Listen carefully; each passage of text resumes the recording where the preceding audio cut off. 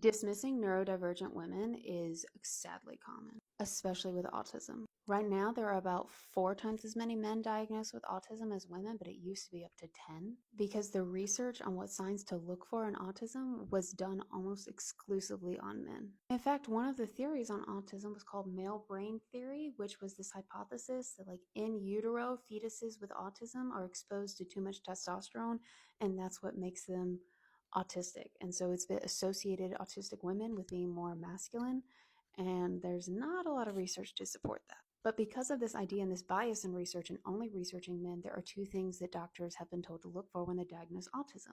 One of them is difficulty navigating social communications, and the other is repetitive behaviors.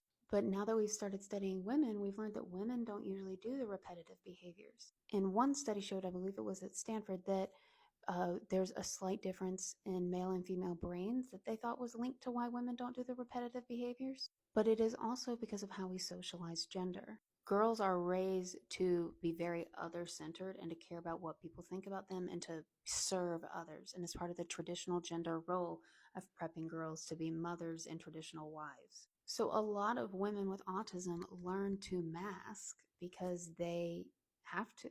Women with autism are more likely to already know how to smile because women are already told to smile when they're just minding their own business. That doesn't happen as commonly with men. In fact, another theory about autism, the female autism hypothesis, states that, or hypothesizes that women can mask better, but some women don't even like that because the argument is that acting as a woman is already a performance. So there's additional masking that goes on with autism in women, but it's still seen as it's all a performance, which is interesting. I don't necessarily agree, but it's interesting.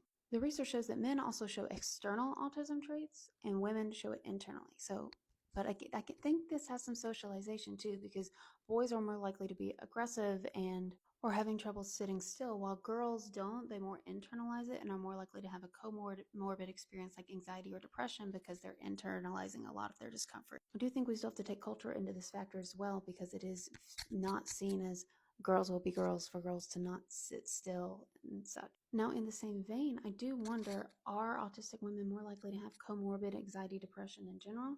Or is it also that boys are so penalized for showing their feelings that they don't come forward when they're anxious or depressed? What do you think? I will give the caveat that I am not a clinical psychologist and I do not study autism, but I am curious, including measures of neurodivergence in my research on the unwritten rules. So I've been looking into it more. So this is just secondhand knowledge and not from someone who actually does this.